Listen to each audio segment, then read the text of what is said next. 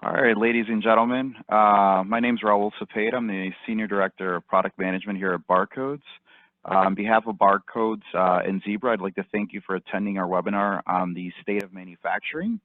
We know your time is precious, and we hope you gain some valuable insights today into some of manufacturers' trends. We do have a Q&A feature available on this webinar, so please feel free to send us any questions, and we will address them towards the end as time allows.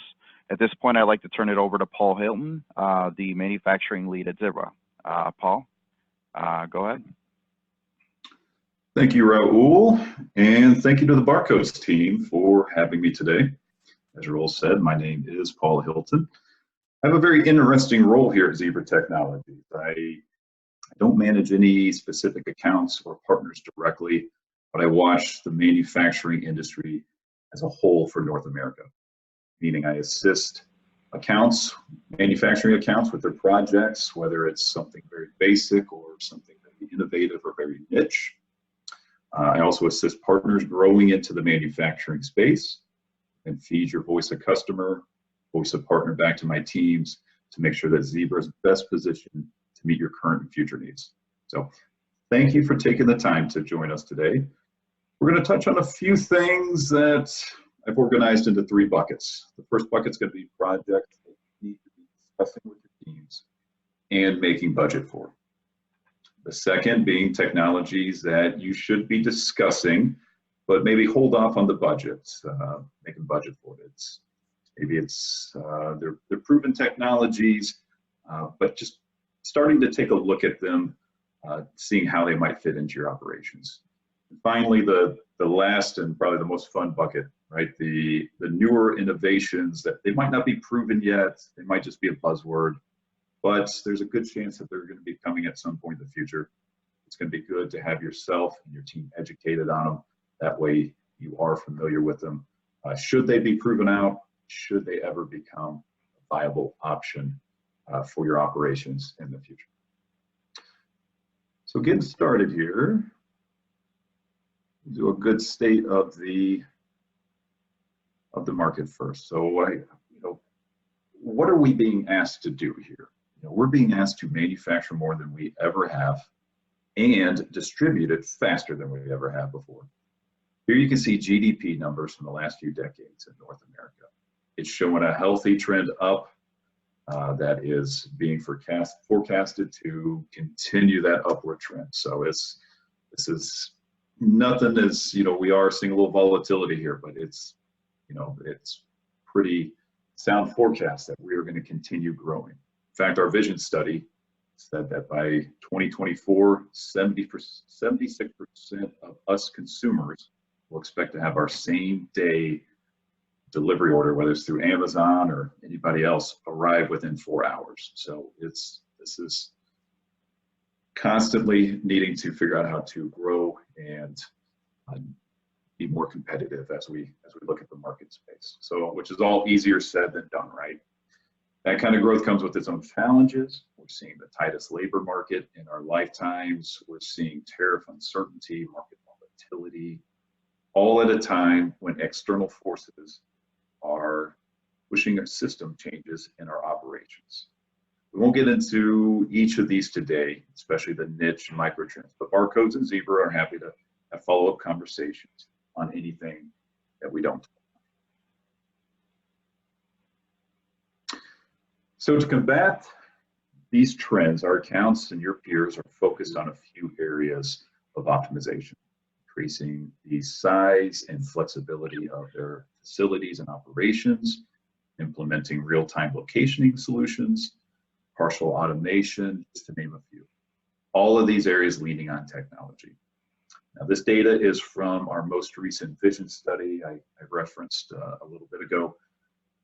Every 5 years or so, Zebra likes to do a very vertical focused vision study. We do it through an independent group that interviews 100 to 200 accounts globally of all different shapes and sizes, and really just get a good finger of the pulse of exactly what you and your peers are looking to do. So with that, this is something that we make available to you, and we will certainly do so after this webcast today.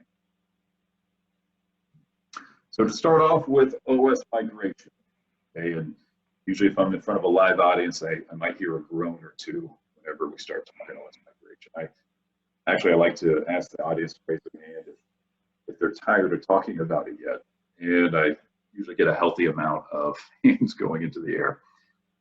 I then ask them how many of them, though, with their hands raised, are comfortable with where they're currently at with their OS strategy. You know, is it set? Is it rolling out?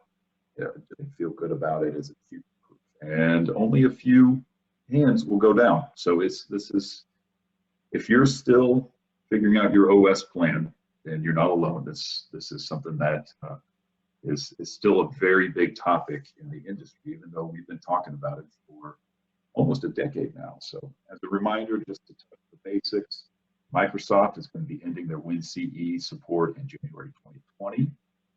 That doesn't mean your legacy Windows devices are going to stop working, only means that you'll stop receiving updates and security patches on them. So not the end of the world, but definitely opens you up to some security vulnerabilities, something you could be looking at.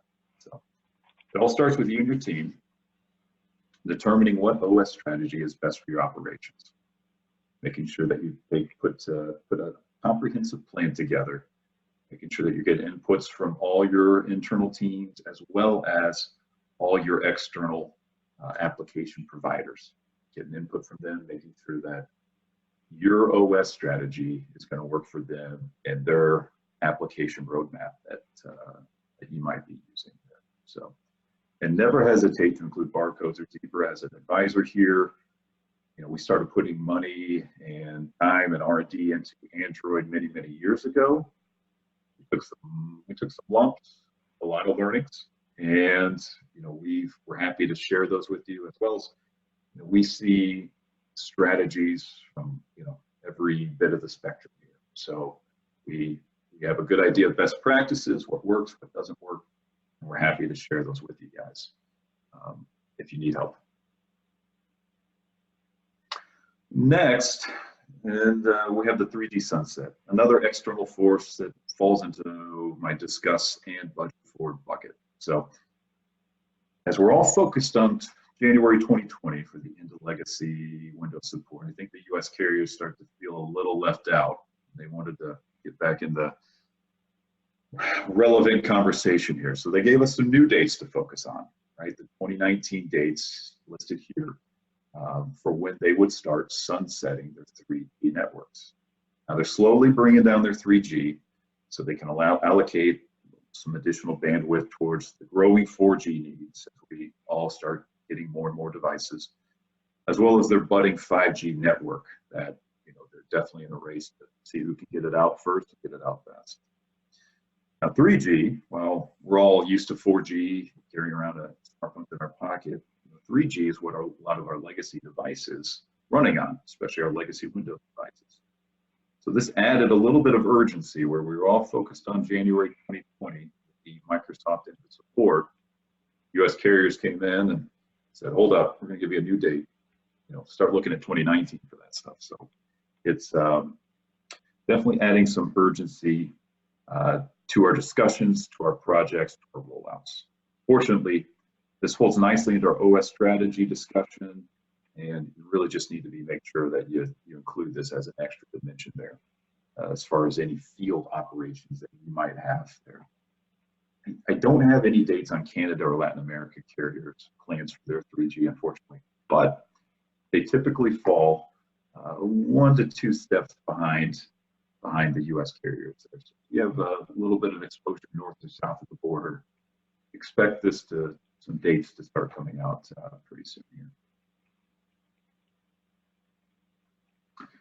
All right, so moving on to my bucket of just items that we need to be taking a look at, we need to be discussing. Maybe it's a little early for budget, maybe it's not. It kind of depends on where you are with your system migrations here. So I know I'm showing tablets here, but I want to focus on data. It's just kind of hard to put data on a slide here. A little bit easier to show the tools that we're using for data. So really, I want to focus on the connectivity, the visibility, and the flexibility of our systems to optimize our data. So Our operations are creating a surprising amount of data. It's valuable, and it's only going to become more valuable as our data analytics progress. Finding many accounts are in a good place with OS migration. They're starting to turn their focus to data that they are collecting. Most importantly, data that they could be collecting. For data that's already being created, it's typically a north-south communication to and from a central location, and it's data collection. That data isn't usually flowing east and west to other systems that could be benefiting from it. Or it might just be accessible in its very specific and niche locations. Think of a dock manager that keeps running back and forth from their office to get reports that they need on the dock. So we're seeing more data being collected in our operations. We're seeing connectivity being discussed as all of our systems are migrated. All ships rise with the same tide, where that data can be used as well. We're seeing the visibility of that data increasing, more access to it, more things that we can do with it. So while this can be done several different ways, we have seen a common denominator of tablets as a starting point for that. While we saw a quick push on these tablets to go on a fork truck or with a field worker, those are all replacing existing devices, solutions that we're familiar with. We're starting to see tablets go into workflows and use cases that never had mobile technology. Think back to that dock manager. Typically, when on the dock, they didn't have visibility, they didn't have a device.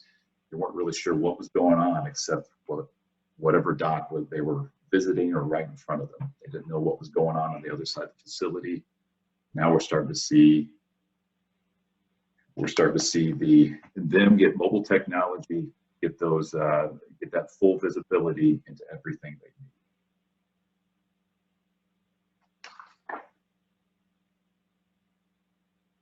Stay with data for a bit. While your operations are creating quite a bit of data, the devices you're using to create that data are creating their own set of data on themselves.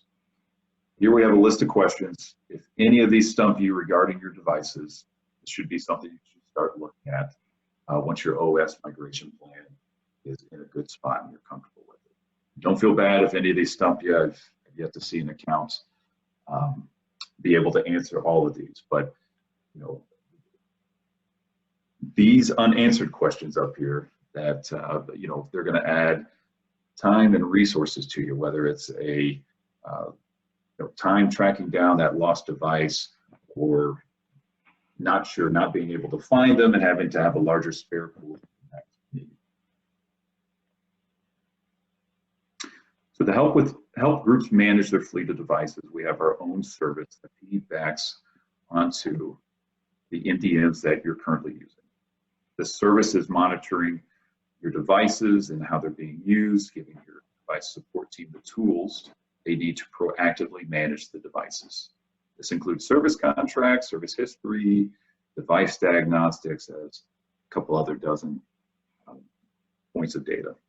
Popular example I like to use is tracking the charge cycles of your batteries.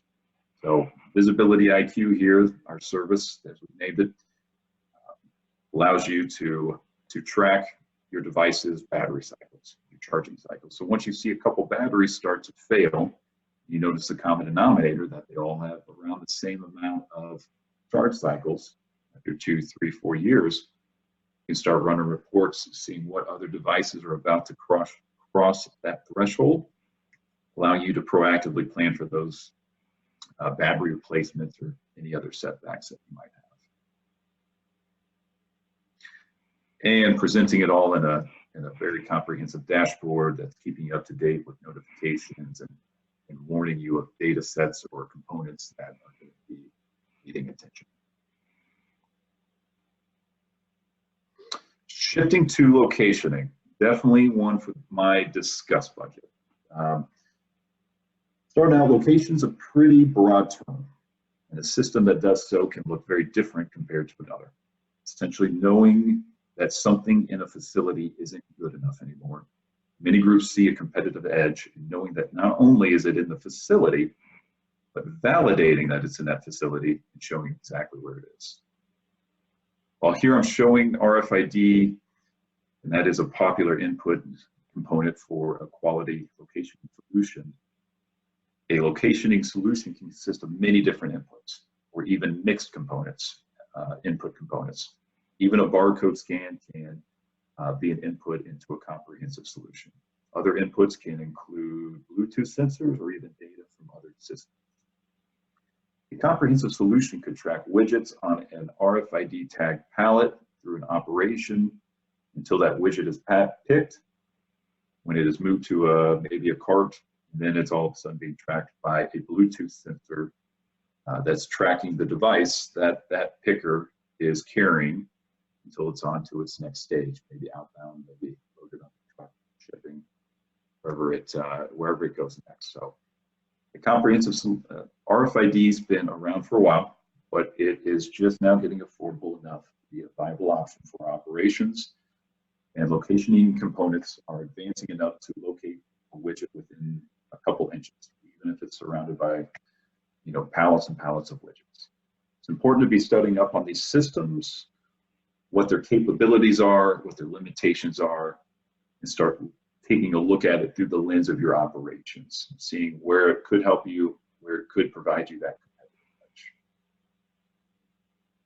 Now, sticking with RFID for a bit, to help aid with any RFID discussions that you might want to have, you're oversimplified, but a really good starting point just to compare, since all of us are familiar with barcodes and what they're able to provide us as far as a data set.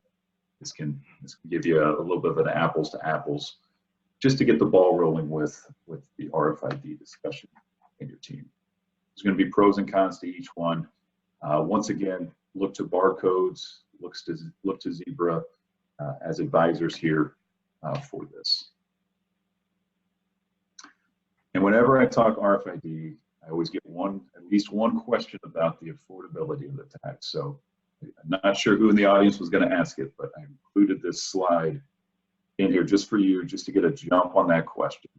It's starting to outline the cost of the tags, because they're starting to get down pretty affordable. So it's not quite as affordable, or maybe the margin on some of our goods is pretty slim, so maybe not a per item affordability yet, but we're starting to see a lot of them go on to reusable assets. So slide gets a little technical. Maybe some of your engineering team would appreciate that, but just wanted to give you a ballpark for the price of tags and give you something to point back to with your team.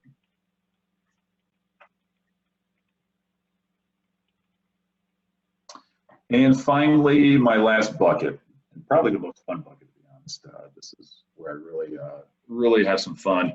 Sit down with these new innovations that we're starting to come onto the scene, or maybe they've been on the scene for a little bit and just starting to really gain some traction here. So here's this is a growing list. We're always adding stuff to this. This is just a sample set, really. These might just be buzzwords. They might, but it's something to start taking a look at, start educating yourself on. That way, should they ever become a proven technology or viable option for you, you already have a jump on it.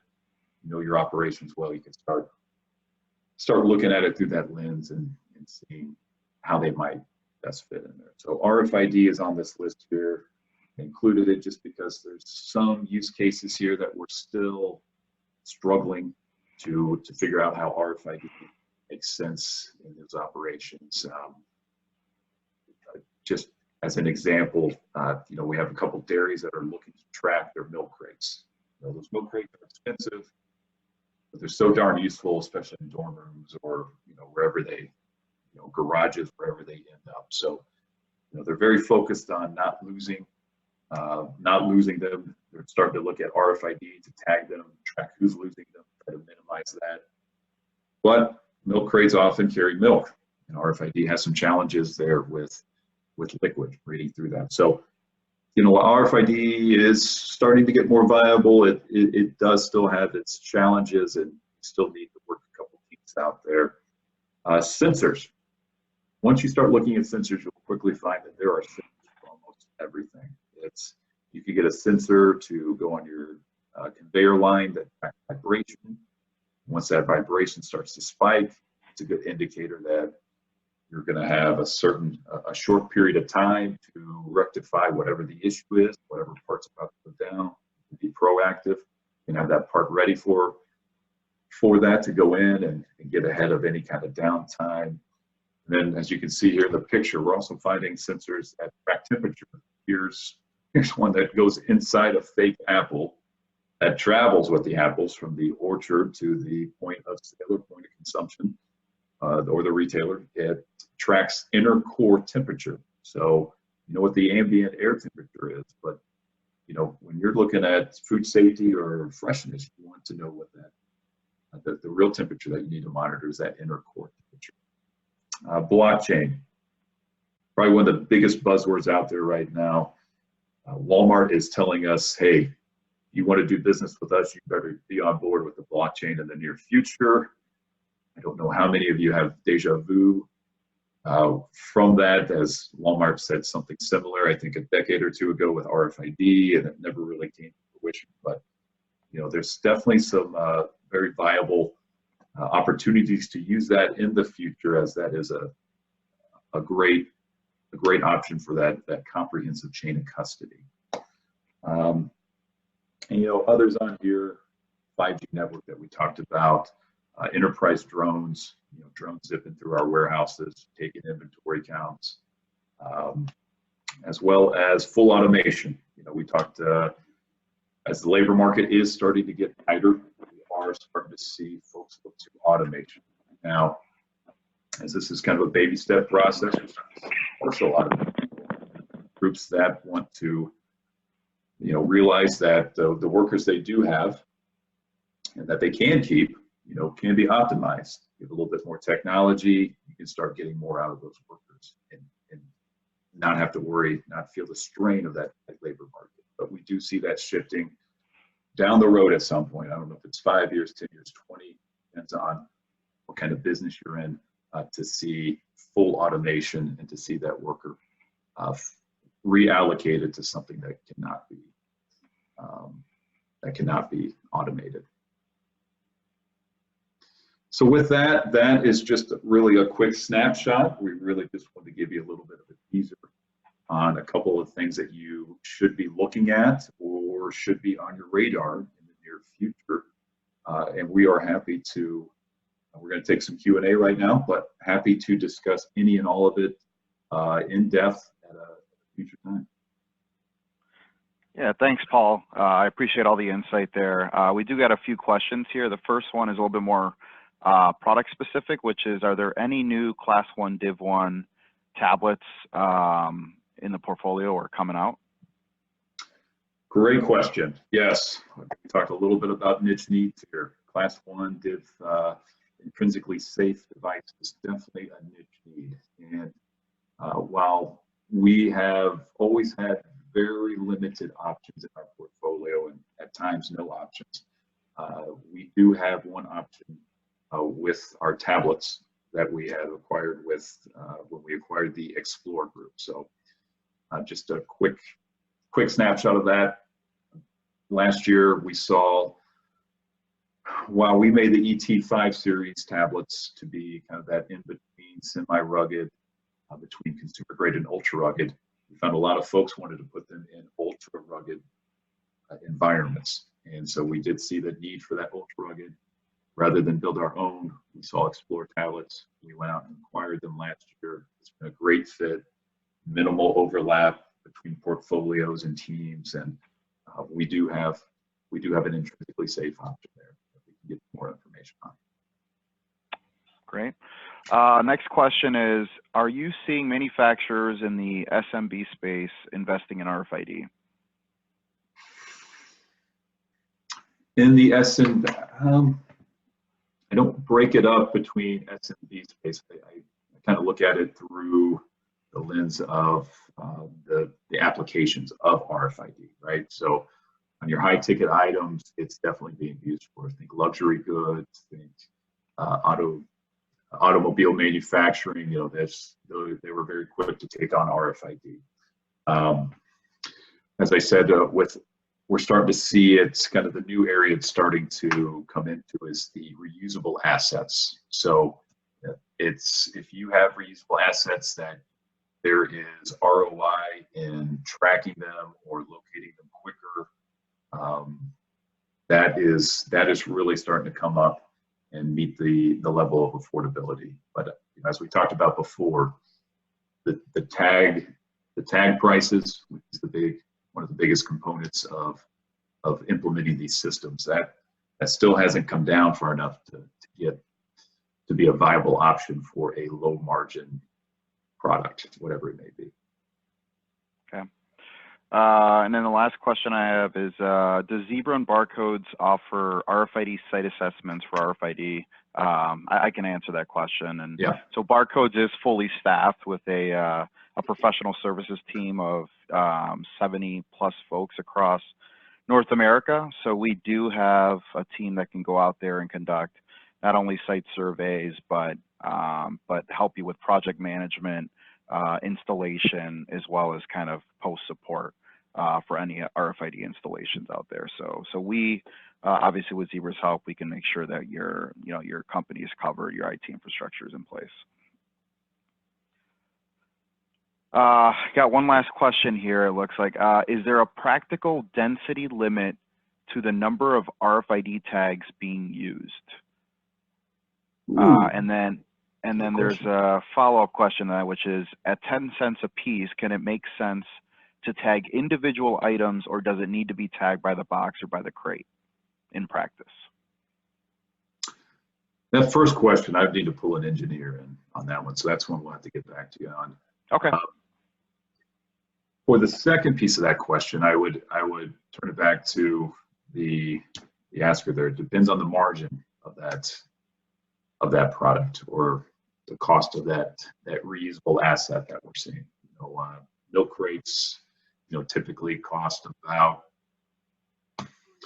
anywhere from $4, $5, $6 a piece, depending on volume and et cetera. So it's, we found that tags there, not only do you need a tag, but you need a case that goes on the tag. And you're going to need multiple tags because there's so much liquid. You want to make sure that you read at least one of the tags. So you need 2 mirrored tags. And it quickly got up to the price of about just a little bit under $1, say about 90 cents to outfit one milk crate with a couple tags that would survive the life of that milk crate, which is about 7-8 years, as well as survive the, every time those crates come back, they go through a high pressure, high temperature wash just to be sterilized.